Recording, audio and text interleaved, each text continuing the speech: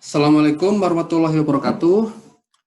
Pada pertemuan ilmiah nasional tahunan atau PIT-ISOI tahun 2020 ini, saya Suyadi dan teman-teman akan mempresentasikan hasil penelitian kami yang berjudul karakteristik vegetasi mangrove dan pemanfaatannya studi kasus di Seram bagian timur di Maluku. Nah, ini seperti kita ketahui semua bahwa Indonesia merupakan pusat untuk habitat mangrove, di mana 23% mangrove yang ada di dunia ini adalah di Indonesia. Bahkan 67% spesies mangrove yang ada di dunia juga ada di Indonesia. Dan banyak di antaranya adalah spesies yang terancam punah, dan seperti 14 spesies, dan spesies yang endemik yang hanya dapat ditemukan di Indonesia. Nah, di sini kita lihat bahwa mangrove itu memberikan fungsi yang sangat bagus seperti ecological functions untuk berbagai habitat biota, dan juga memiliki ekosistem services yang baik. Salah satunya adalah sebagai penyerap karbon, dan juga dimanfaatkan secara langsung oleh masyarakat untuk bahan makanan, obat-obatan, kosmetik, dan lain sebagainya.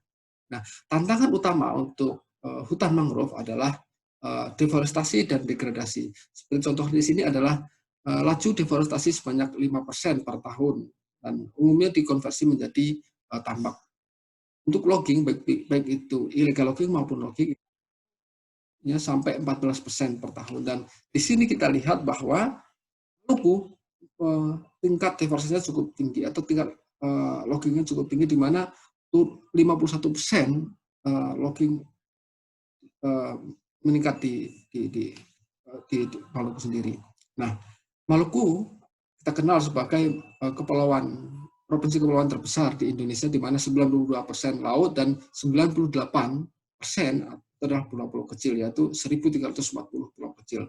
Nah, sayangnya di daerah ini adalah minim data dan informasi ilmiah terkait dengan pemanfaatan dan kondisi hutan mangrove, terutama untuk konservasi. Ini adalah penelitian yang kami lakukan adalah terkait dengan kondisi dan potensi. Untuk kondisi kita fokus hanya pada vegetasi, dan untuk potensi adalah yang dimanfaatkan oleh masyarakat di sekitar hutan. Nah, dari kedua informasi tersebut kita dapat memformulasikan atau memberikan ini untuk pengelolaan yang berkelanjutan atau pemanfaatan yang berkelanjutan untuk berbasis masyarakat dan untuk konservasi mangrove. Metode yang digunakan adalah ada beberapa metode, tapi penelitian ini di Seram bagian timur, itu di peta ini kita lihat adalah di Pulau Geser, Pulau Kefing, dan juga di Wamor yang merupakan bagian timur dari Pulau Seram. Nah, metode yang digunakan adalah purposive random sampling. Ini digunakan untuk menentukan titik-titik lokasi transect. Nah, untuk pengambilan sampel kita menggunakan metode transect, memanjang dari darat ke laut, dan kita juga menggunakan GIS dan remote sensing, khususnya adalah metode klasifikasi maximal likelihood classification, ini untuk menentukan luas hutan mangrove. Dan terakhir kita menggunakan observasi secara langsung dan juga wawancara secara informal kepada masyarakat untuk mengetahui apa saja pemanfaatan mangrove yang telah dilakukan oleh masyarakat. Nah, ini adalah hasilnya. Kita lihat bahwa luas hutan mangrove di study area yang kita lakukan itu adalah sekitar hampir 4.000 hektar, dan yang di Wamor. Ini kemudian yang beberapa di kecil itu adalah di Pulau Kefing dan Pulau Geser. Nah, mean patch size di pulau-pulau yang kecil ini hanya rata-rata 4 hektar, sedangkan di sini adalah sampai 600 hektar. Ini adalah komposisi spesies, bahwa di daerah lokasi penelitian kita menemukan 18 spesies dari 11 famili, 15 spesies adalah mangrove sejati, dan 13 spesies adalah mangrove hutan. Ini merupakan suatu biodiversitas yang sangat tinggi, karena mengingat area studi yang kecil, tapi ternyata biodiversitasnya cukup tinggi, terus untuk mangrove.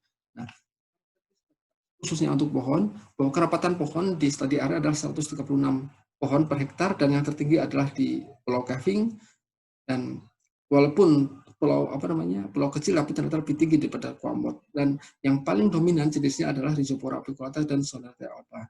Nah, ini menariknya kita lihat bahwa kondisi vegetasi mangrove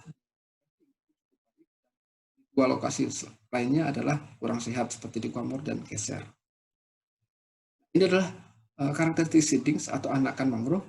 Nah, anakan mangrove itu cukup rapat di studi area, sekitar dengan rata-rata 1.361 seedlings per hektar. Memiliki kerapatan yang tertinggi dan tentunya aja jenis dominan adalah subur apiculus dan sonetel. Tapi menariknya di sini adalah Serioptagals yang tidak dominan untuk tingkat pohon, tapi ternyata dominan untuk tingkat seedling atau anakan. Nah, ini pemanfaatan mangrove. Nah, hasil penelitian kami menunjukkan bahwa pemanfaatan mangrove oleh masyarakat setempat itu pada umumnya untuk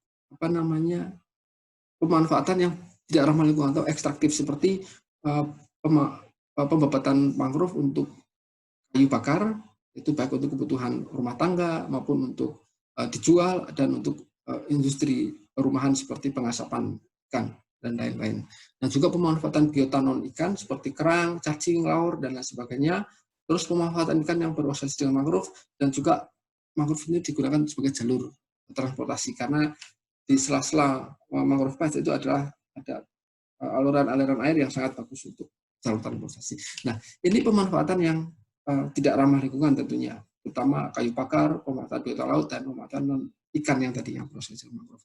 Sebenarnya hasil penelitian kami juga menunjukkan bahwa mangrove yang ada di lokasi itu juga memiliki potensi karena biodiversitasnya tinggi dan lain sebagainya. Kondisi vegetasi juga masih cukup bagus, sehingga ini berpotensi untuk dikembangkan sebagai kawasan ekowisata mangrove.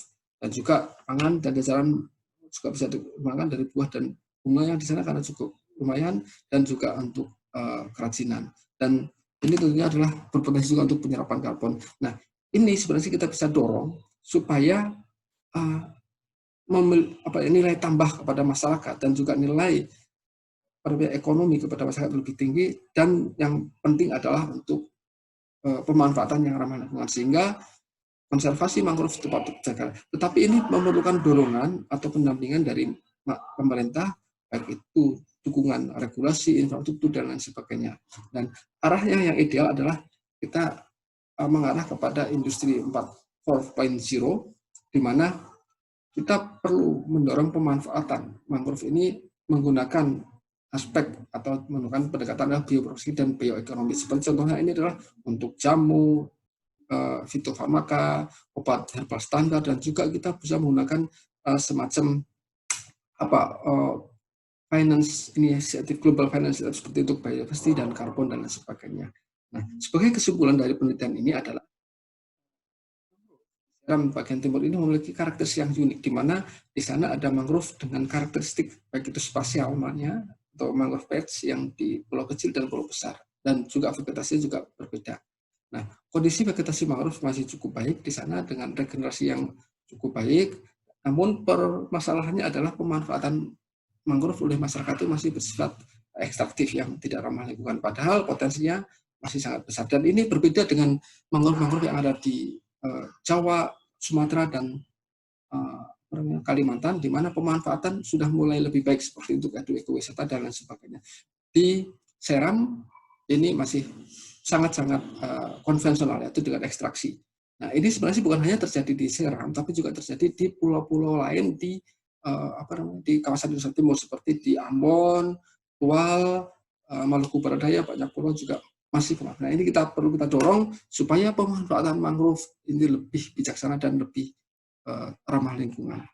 Nah, ini adalah referensi, dan ini adalah terima kasih kepada Bapak Ibu semuanya, dan terima kasih.